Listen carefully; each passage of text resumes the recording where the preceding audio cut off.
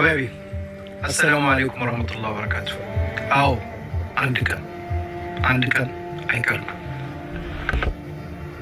ስማ ያ አብደላህ፣ ስሚ ያ አመተላህ። ህይወት አጭር ናት። የዱንያ ቆይታችን ውስን ነው።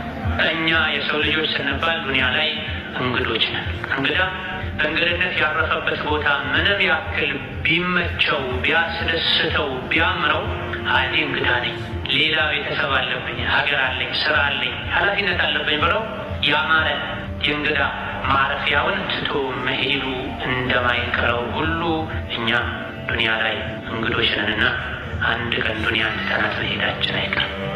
ስማ ያ አብደላህ፣ ስሚ ያ አመተላህ።